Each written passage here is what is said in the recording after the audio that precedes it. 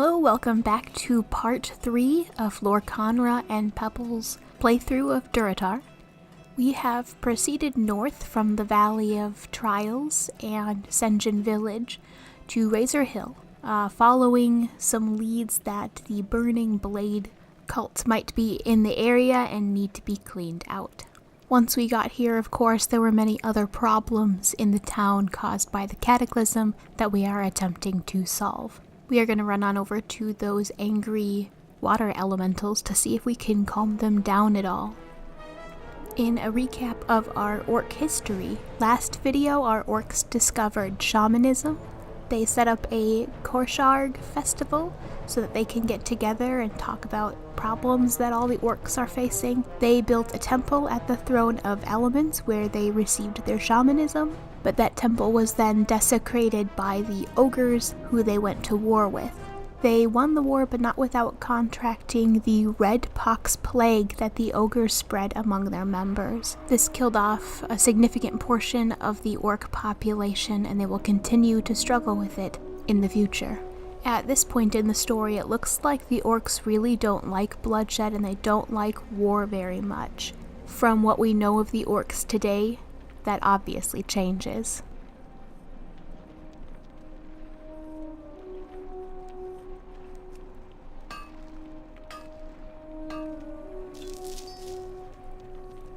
Okay, here we go. We're going to try to warmly welcome this angry water elemental. Maybe if he sees that I'm reverent, he'll not be angry. Alright, being peaceful is not a command I can use. Okay, so we're just going to wave at it. That's pretty cheerful. Who can stay angry at somebody waving at them? Bow, yes, okay. So we're going to bow and be reverent, and maybe if I keep doing it as I get closer. Bow. I don't think this is working, you guys. Yeah, water bolt, no. Okay, it hurts just a little bit, but I probably can't. Oh dear. Okay, here we go. I'm sorry, Pebble. I'm sorry. I mean, I was told that they're pretty angry, so... But still, it's just so sad. Pebble must think I'm a horrible shaman. But I don't know, maybe it's because I'm just level 7, and it was my first time meeting an elemental. Maybe these are like rabid elementals, and they just can't be soothed. Oh, would you look at that? Pebble still wants to give me a hug. It's so nice to know that he doesn't blame me. Well, these water elementals are giving the elements a bad name. We'll just have to clean up the coast. It looks like we've got an injured orc here. You've got to help us. The elementals, they're stronger than they look, and they come in waves. They took us completely by surprise, and we're overcome. Many of my fellow grunts lie dying on the beach. If you could save them, I would be grateful. As would Garthok back in Razor Hill. I did happen to notice that I wasn't actually sent out here to help these grunts. I was here to slay the elementals and that was it. That's kind of heartless. Well, I'm glad I'm still able to save them. Well, let's head back to our story in Draenor. In the years following the ogre's downfall, the orcs took over the last remaining ogre encampments around Draenor, and then settled into their challenging but peaceful way of life. They continued fighting the red pox outbreaks, which happened every few generations. And even when a large strange object crash-landed on Draenor, bringing with it strange creatures called Draenei, the orcs felt no need to conquer them. The orcs and the alien race of Draenei stepped out of each other's way, neither feeling the need to claim more territory. And while they didn't feel the need to fight the Draenei, a few strange things happened.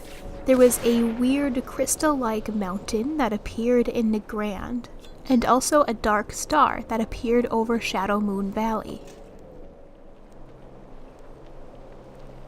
And we'll head back to turn in quick. Well, I suppose you're not completely useless. Now stay away from my men. Sorry I've been mean to you. Sometimes I get a little jealous when other women come into town, as I'm a little insecure about my appearance. My very good friend Thunk works in the guard tower on that hill, just to the northwest of Razor Hill. He said something about a river overflowing, lots of work to be done, and so on. I wasn't really paying attention. I was just staring into those deep brown eyes of his. Thanks. I guess that was a quest to go talk to Thunk, though it didn't really sound like a request. Though it was really nice of her to be so open with us. Strength and honor. I tell Gorthok that I saved a few people. He says that he's already talked to a few and thanks me for my honor. And then tells me that I have saved Razor Hill from those angry sea elementals. We'll head up and talk to Thok. Gale sent you? Did she say anything about me? The recent cataclysmic events have done more than wash a few boats onto our shore, Shaman. The South Fury River has overflowed, and Duratar's entire western basin is now flooded. There are still people out there. I've been searching for a while, but I haven't been able to find anything. Would you mind using my telescope and taking a look yourself? Never dull. And as we view the landscape through our telescope, let's talk a little bit more about Draenor and those strange objects that appeared for the orcs. The big crystal that appeared in Nagrand slowly began to call the spirits of the orcs' ancestors to it, and when the orcs discovered this, they rejoiced.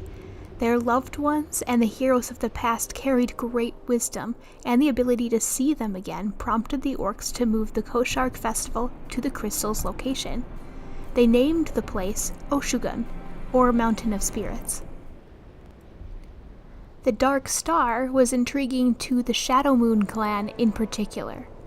Being a spiritual race, they felt the power emanating from the celestial body, even from that great of a distance. Some of the clan tentatively reached out to the power, seeking to understand it. Their curiosity was rewarded with madness. The power broke the minds of many in the clan, so the Shadow Moon clan ended their contact with it.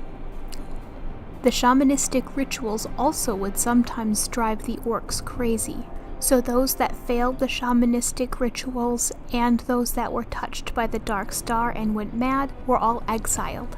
This group of exiled orcs will play a role later on in our story. I see. So the trick is that you need to put the little end of the spyglass up to your eye. I'll remember that piece of information. My post is here on the tower, Lorekanra. I cannot leave it. I need someone to go out there and help the people who are still trapped in the river's overflow. Can I count on you? Here goes. About to throw my hand in. Wish me happy landing. All I gotta do is... Sorry, I couldn't resist the Aladdin reference. So I think it's about time that we go figure out this burning blade problem for the quest that we have. Now, I was initially thinking that it was near Orgrimmar, and of course I spent, I don't know, maybe like half an hour looking for the entrance to this cave. And in that half hour, all I found were a bunch of harpies. And then I realized a really important fact that I didn't pay attention to. There were very clear instructions on how to get to this cave in the quest text. And even though we are reading the quests, I still didn't get it right. When it tells you to exit through the east exit of the town, you should really exit through the east exit of the town. It's not lying. You should do that. You shouldn't go down this really cool cracked riverbed that looks so alluring. This valley area is just so wonderful. I couldn't say no to it, so I walked down it and didn't find my quest. good news is I found a lot of ore that I got. It turns out that harpies hoard ore.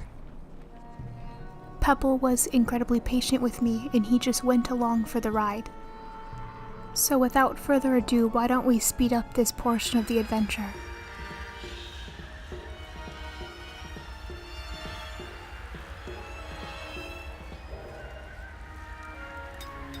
I'm sorry, halfway through my angry searching, I rented a taxi. I know it's not the orc way to take the easy way out, but frustration makes people do crazy things. Please, Sir Withcat, tell me where to go. And there we are, finally giving up and going back to Razor Hill because we didn't read the quest right.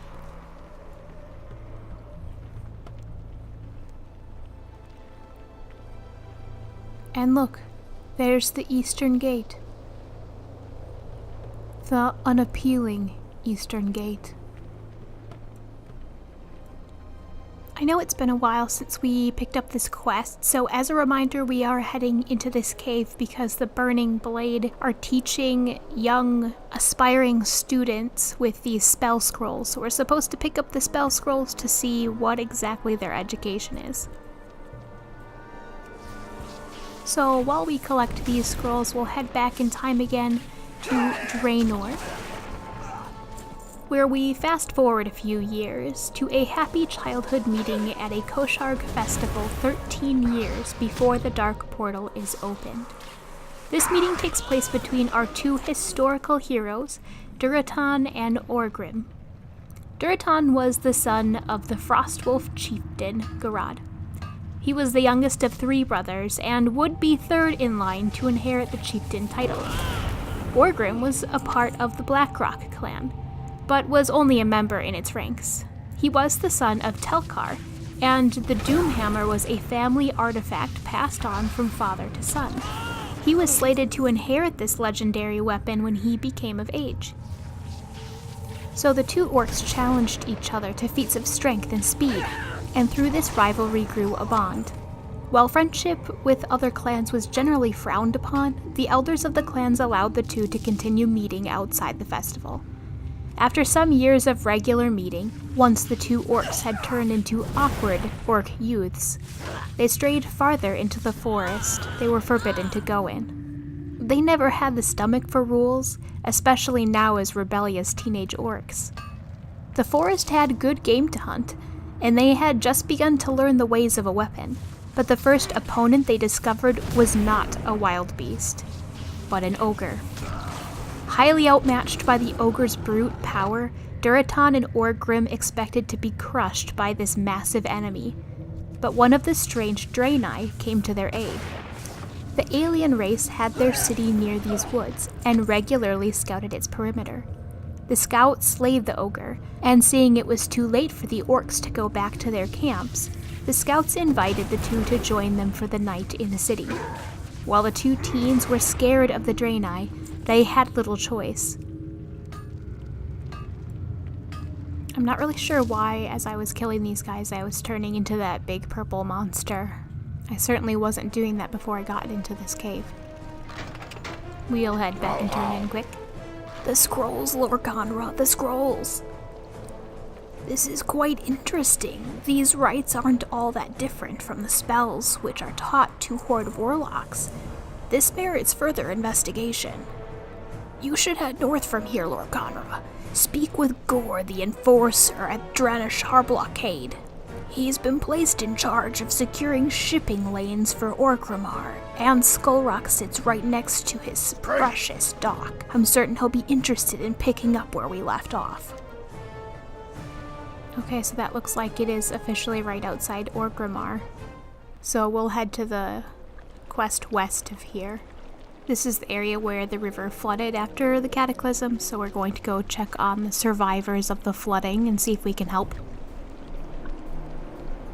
So back on Draenor, Durotan and Orgrim were returning to the Draenei's city, watching as the Draenei disabled the camouflage and defenses in order to enter. They were fed a warm meal. A very important-looking Draenei joined them and ate with them, asking them questions about their people and culture. After a night's rest, the important Draenei, who called himself Valen, escorted them to the edge of the forest so they could return to their clans safely. The worried orcs back at home received a full story from the two youths. The elders worried about the questions the Draenei asked, wondering what the intention of these aliens was. But the orcs saw the kindness shown to their children, and this confirmed in many that the Draenei were not hostile. This mentality would only last a few more years. The change in the orcs' attitude towards the Draenei would come from an orc we haven't met yet. The Quillbor are a stain on the land that not even the river can wash away. They told me to evacuate, but I told them my job was not done yet. I hate the Quillbor so much. Will you help me kill them? I wonder what this guy's job is, that he's not finished. Do you think that wreck that he's standing in front of is like a house, or maybe it was a bonfire? A giant one? Or maybe it was supposed to be a watchtower and he was sent to build it?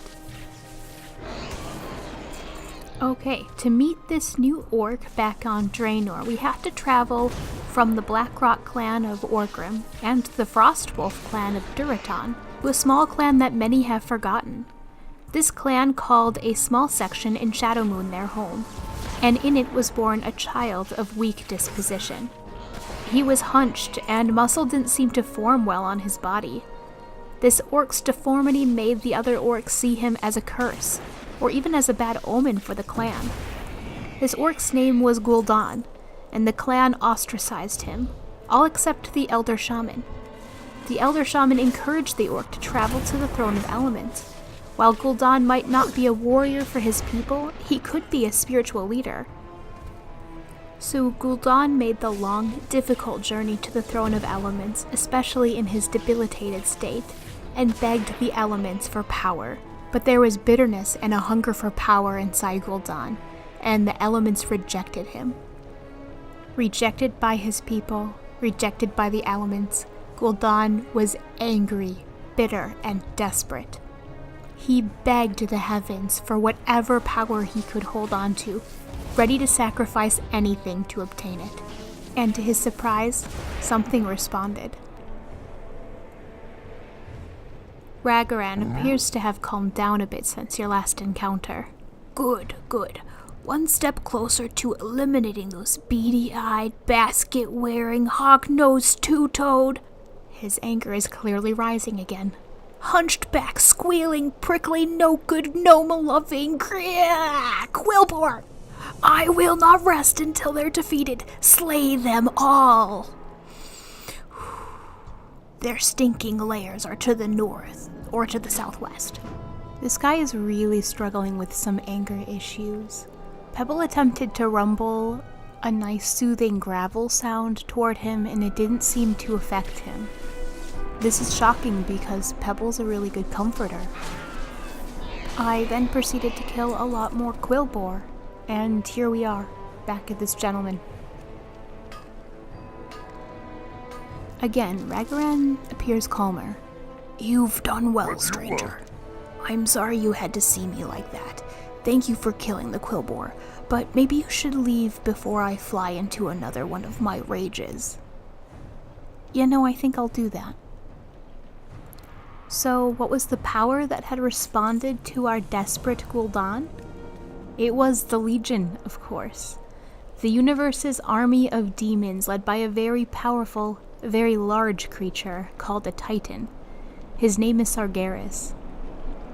The Legion had found a perfect and willing vessel for their demonic purposes on Draenor.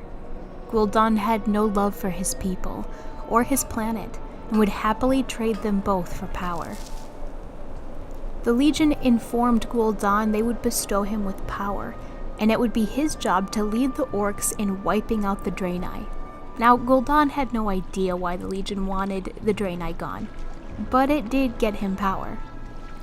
So with the deal sealed, pulsing green energy surged through Gul'dan's veins. This demonic power transformed him into the first warlock. He had just the thing in mind for his new power. He had some vengeance to serve his clan for all the loneliness and isolation they had caused him. His vengeance would not be without purpose, though. It would be an act that served the Legion's goals. Don't worry. Zentali is not in any trouble. He's just been studying what happens when the river overflows. Ya see the big birds that stand on the riverbank? Zentali thinks they're in trouble. The earthquake and the flood pushed the plainstriders over to the side of the river, but they can't fly back, and they're too scared to swim.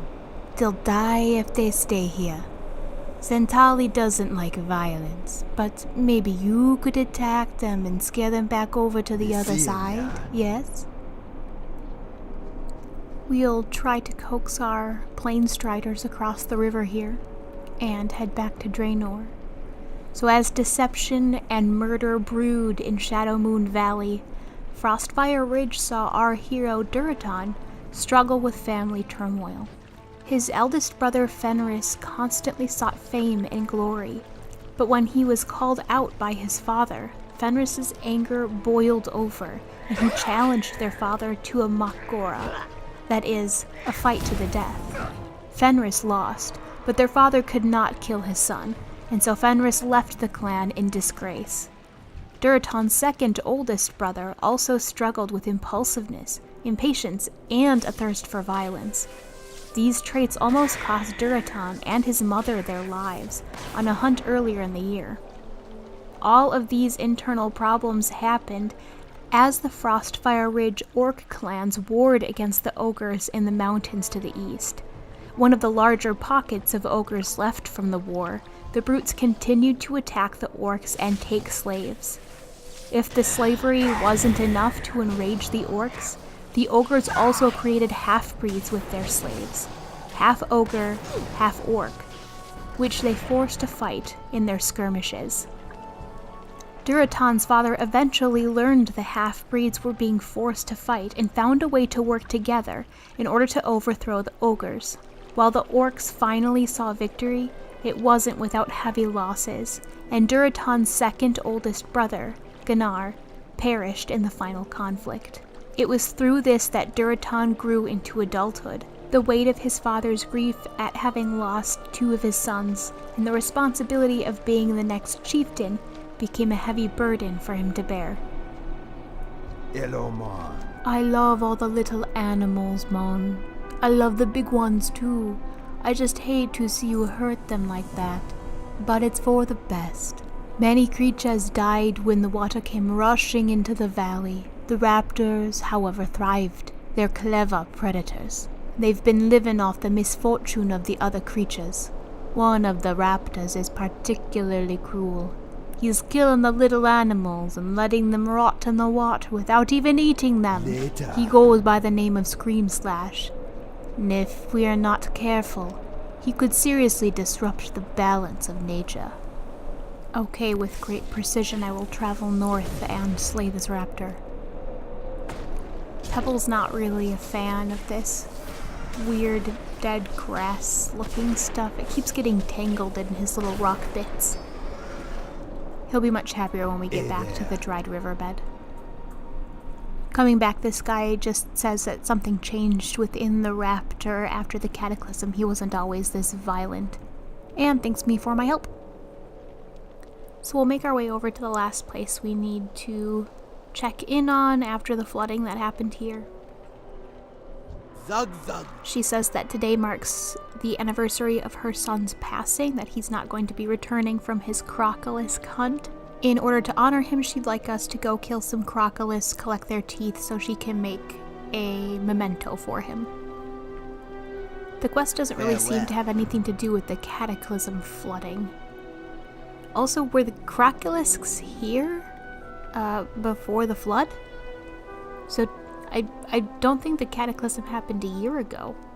He must have gone hunting in a different place to die to crocolisks. You know, I know a way we can solve this. Why don't we put up a map of what Duratar looked like before the cataclysm, and then we'll look at it now. Okay, so yeah, pre-Cataclysm it looks like there wasn't any of these inlet rivers, but there was a river that divided the Barrens and Durotar, so he must have hunted crocolisks from the river that divided the two.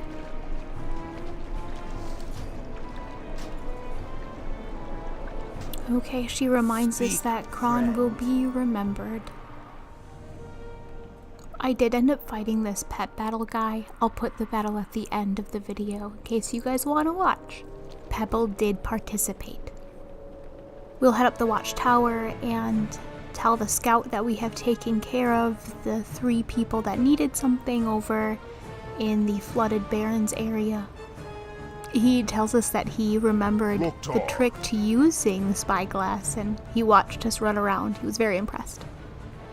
I don't really get this question he asks. How did you make the old woman fly, by the way? What does that even mean? Safe. Well, I finally decided to take the trip to Orgrimmar, and we'll do our last bit of storytelling before we end the video. If the Frostwolves or any of the other orc clans thought they'd finally get some rest from the turmoil, they were mistaken. The elements and weather went berserk. It snowed in the jungle regions, it flooded in the canyons. Volcanoes erupted in the snowfields, and as the shamans tried to talk with the elements, all they heard in return was silence.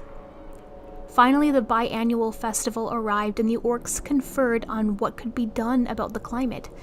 It was killing off huge herds of wild game and destroying crops. They all agreed that something had happened to the elements, but they didn't know why they were silent. Why hadn't the elements asked for help? The debate was cut short before any conclusion could be reached by a mass outbreak of red pox. This plague struck as they were all gathered, and it was highly contagious. The orcs had to act immediately, so all the red pox victims were gathered and separated. It was the worst outbreak in history. To Durotan's horror, his father Garad was one of the afflicted. Durotan's father and the other shamans and elders decided that these afflicted needed to settle in a camp far away from the other orcs to preserve their numbers. Durotan's father Garad would be the one to lead them and help them settle in their new home to try and survive this sickness. Durotan begged to go with his father, but was refused. It was time that he watched after the clan. Durotan was still a mere youth, in his late teens, but there was no other choice. Garad would never come back to reclaim lead of the clan. He died after establishing the Redpox settlement. In his honor, the settlement was named Garadar. Durotan became chieftain of the Frostwolves. Just as a reminder, we had to turn in some meat to this lady. Something smells good. You don't have raw meat on you, do you? Oh, wonderful. Those are fine cuts. They're from Grimtack, are they? That orc sure knows his way to a lady's heart. Oh, I can't wait to cook it, but not too much. Meat is best served rare, don't you think? Oh, and she wrote me a letter to bring back to him, of course.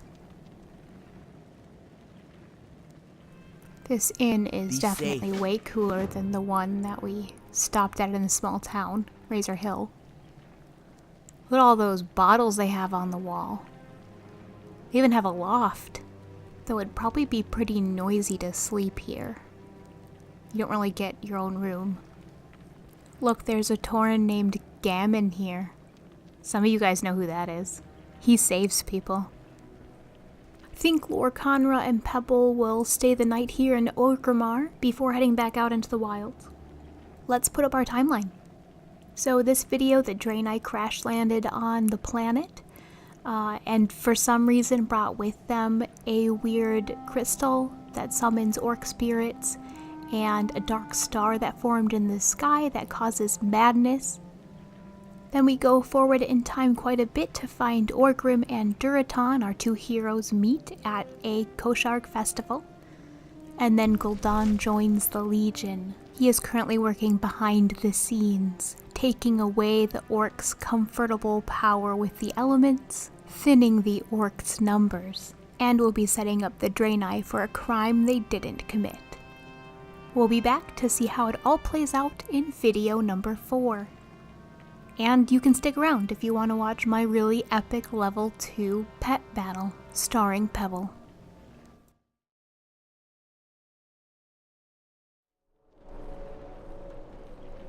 Who you be? Spirits be with ya, man.